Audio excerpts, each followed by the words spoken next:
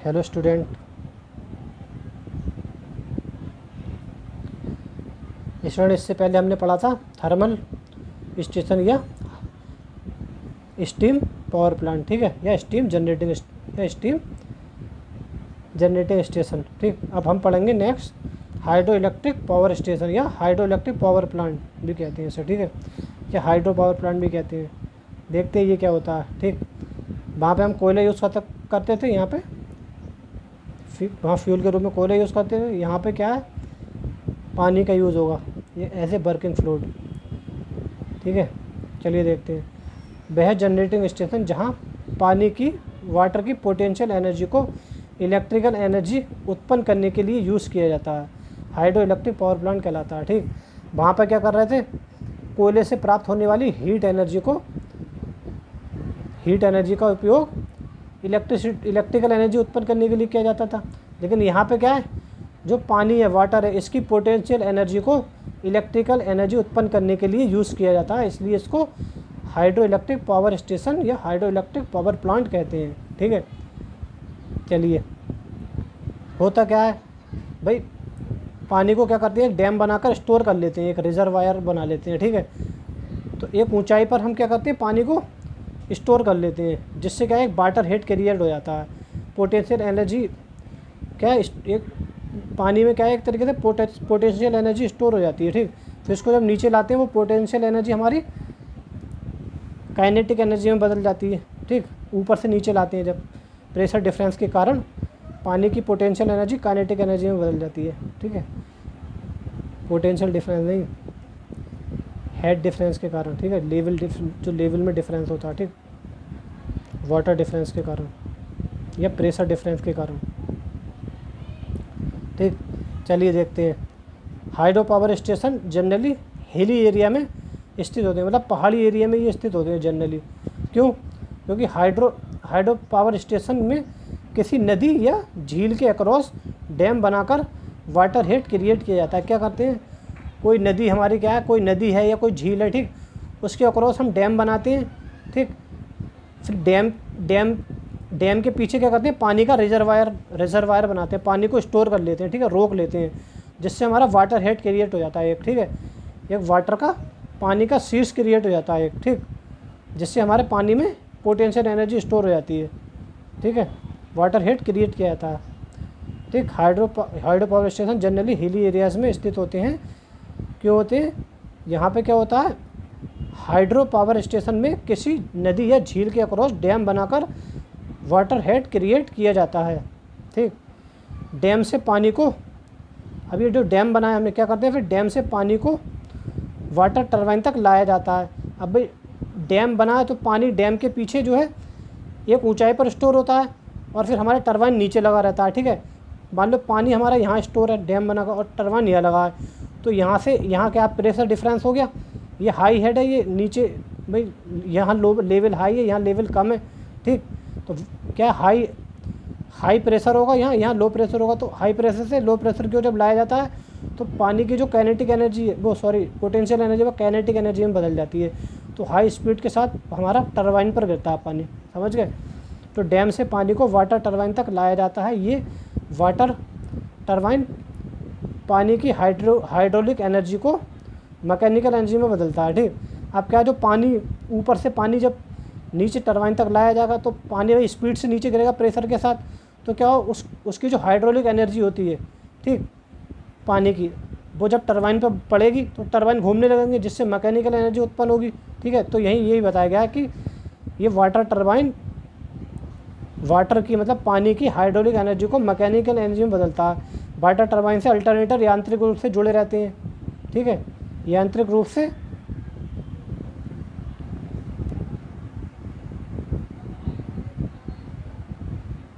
से एक शाफ्ट के द्वारा जुड़ा होता है। ठीक है, क्या होता है, वाटर टरबाइन से अल्टरनेटर एक यांत्रिक रूप से एक शाफ्ट के द्वारा जुड़ा होता है, जो टरबाइन की मैकेनिकल एनर्जी को वाटर टरबाइन की मैकेनिकल एनर्जी को इलेक्ट्रिकल एनर्जी में बदलता है। ठीक, इस प्रकार हाइड्रो इलेक्ट्रिक स्टेशन पर इलेक्ट्रिकल पावर जनरेट होती है। बात समझ में आ गई, हाइड्रो इलेक्ट्रिक स्टेशन पर इलेक्ट्रिकल पावर कैसे जनरेट होती है।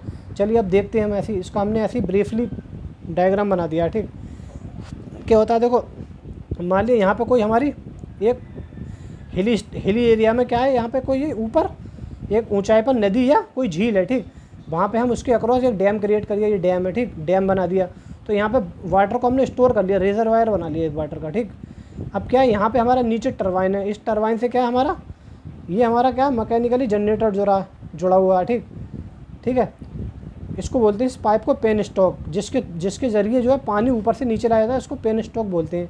ये स्टील का या कंक्रीट का बना रहता है। ठीक है, ये पाइप, और ये होता है हमारा वाटर, ये होता है सर्ज टैंक। कभी कभी क्या होता है, जब इलेक्ट्रिसिटी की सप्लाई डिमांड कम हो जाती है ना भाई, जब इलेक्ट्रिसिटी की डिमांड कम होगी तो हम जनरेशन भी कम करेंगे। ठीक है, जनरेशन हम कम करेंगे, तो यहाँ पे हमें एकदम यहाँ पे क्या, यहाँ पे कुछ गेट लगे रहते हैं, उन गेट को हम बंद कर देते हैं। तो क्योंकि यहाँ से क्या है, प्रेशर उतना ही आ रहा है। ठीक, तो यहाँ पे जब गेट बंद होते हैं तो एकदम क्या है, एकदम यहाँ पे बहुत बहुत तेज़ी से एक फोर्स क्रिएट होता है। ठीक है, ठीक, एकदम पानी की सर्ज उत्पन्न होती है। ठीक है, जिसकी वजह से क्या होता है, ये पाइप फट सकता है अगर ये हम ना बना सर्ज टैंक। तो जब यहाँ पे क्या है, जब हम इसको बंद करते हैं ना गेट को, यहाँ पे जब डिमांड कम होती है इलेक्ट्रिसिटी की, तो पानी भाई, तो उसी के अकॉर्डिंग क्या है, यहाँ पर अभी तो जब डिमांड ज़्यादा होगी तो पूरा फुल ये खुला रहता है। ठीक, तो फुल पानी जाता है यहाँ पे टरबाइन पे, फुल तरीके से घूमती है, फिर हमारी पूरी डिमांड पे एनर्जी उत्पन्न करती है। ठीक, लेकिन डिमांड मान लो आधी हो गई, तो यहाँ पे आधी इलेक्ट्रिसिटी जनरेट करना पड़ेगी ना हमें, वरना हमारी वेस्ट जाएगी। ठीक, तो जब डिमांड आधी होती है तो हम यहाँ पे क्या है, आधा पानी रोक देते हैं। ठीक, अब क्योंकि यहाँ तक तो भाई पूरा ही पानी आ रहा है, तो जो रोकते हैं ना, तो यहाँ पे क्या एक तरीके से वाटर सर्ज एकदम क्रिएट होगी, वाटर हैमर बोलते हैं जिसको। ठीक, वाटर हैमर क्रिएट होगा, और इस वाटर हैमर को कंट्रोल ना किया गया तो ये पेन स्टॉक फट जाएगा हमारा। ठीक, वाटर हैमर के कारण। तो यहाँ पे जब आधा पानी रोक दिया जाता है ना, तो आधा पानी को कहीं ना कहीं एडजस्ट करना पड़ता है, तो सर्ज टैंक में वो एडजस्ट हो जाता है। ठीक है, इसलिए सर्ज टैंक का हम यूज़ करते हैं। ठीक, तो क्या होता है, यहाँ पर रिजर्वायर को हमने एक नदी के अक्रॉस जो एक हाई लेवल पर नदी है या झील है, उसके अक्रॉस डैम बनाया, वहाँ पे पानी हमने क्या कर लिया, स्टोर कर लिया, रिजर्वायर बना लिया। अब वहाँ से क्या, एक पेन स्टॉक की सहायता से, एक पाइप की सहायता से ऊपर से पानी टरबाइन तक लाया जाता है, वाटर टरबाइन तक लाया जाता है। ठीक, अब क्या है, जब ये वाटर भाई हाई हाइट से एक हाई लेवल से लो लेवल की ओर आएगा, ये हमारा यहाँ पे हाई लेवल पे ये वाटर रिजर्वायर है, टरबाइन लो लेवल पे, तो यहाँ प्रेशर हाई है, यहाँ प्रेशर कम है। ठीक, पोटेंशियल एनर्जी यहाँ ज़्यादा है ना, तो जैसे ही ऊपर से नीचे की ओर पानी आता है तो यहाँ पे प्रेशर एकदम बहुत तेज़ी से तेज़ प्रेशर के साथ आता है। ठीक, तो ये इसकी जो पोटेंशियल एनर्जी होती है ना, वो काइनेटिक एनर्जी में बदल जाती है। तो बहुत तेज़ी से प्रेशर के साथ टरबाइन पर पड़ता है ये पानी, टरबाइन क्या रहती है, घूमने लगती हैं। तो इसकी जो पानी के जो हाइड्रोलिक एनर्जी होती है ना, उसको ये टरबाइन क्या करती हैं, मैकेनिकल एनर्जी में बदल देते हैं। ठीक, जब पानी बहुत तेज़ी से इस पर गिरता है टरबाइन पर, टरबाइन घूमने लगता है, जब टरबाइन घूमेगा तो भाई यांत्रिक ऊर्जा मैकेनिकल एनर्जी उत्पन्न होगी। ठीक, अब क्या है, इस शाफ्ट के द्वारा ये टरबाइन जनरेटर से जुड़ा, एसी जनरेटर से या अल्टरनेटर से। तो जब ये टरबाइन घूमेगा बहुत तेज़ी से, मैकेनिकल एनर्जी उत्पन्न करेगा, तो इस मैकेनिकल एनर्जी के कारण हमारा एसी जनरेटर या अल्टरनेटर भी घूमने लगेगा। जब अल्टरनेटर घूमता है, ठीक है, तब क्या होगी, हमारी इलेक्ट्रिसिटी जनरेट होगी। तो इससे प्राप्त टरबाइन से प्राप्त मैकेनिकल एनर्जी को ये जनरेटर इलेक्ट्रिकल एनर्जी में बदल देता है, और 3 फेज इलेक्ट्रिकल एनर्जी हमें प्राप्त हो जाती है। यहाँ हमने दिखा दिया RYB। ठीक, तो क्या हुआ, यहाँ पे जो वाटर की हाइड्रोलिक एनर्जी थी, उससे मैकेनिकल एनर्जी क्रिएट हुई, हाइड्रोलिक एनर्जी को मैकेनिकल एनर्जी में टरबाइन ने बदला, टरबाइन से जो प्राप्त हुई मैकेनिकल एनर्जी, उस मैकेनिकल एनर्जी को इस जनरेटर ने, एसी जनरेटर ने या अल्टरनेटर ने इलेक्ट्रिकल एनर्जी में बदला। तो इस तरीके से क्या हमारा हाइड्रो इलेक्ट्रिक पावर प्लांट पे इलेक्ट्रिसिटी का जनरेशन होता है। ठीक, वाटर की पोटेंशियल एनर्जी इलेक्ट्रिकल एनर्जी में बदली जाती है। ठीक है, तो ये क्या होगा, हमारे हाइड्रो इलेक्ट्रिक पावर प्लांट हो गया। ठीक, अब इसके एडवांटेज और डिसएडवांटेज देखेंगे। ठीक, तो advantage of hydro electric power plant. ठीक, ये देखते हैं हम क्या क्या एडवांटेज हैं इसके।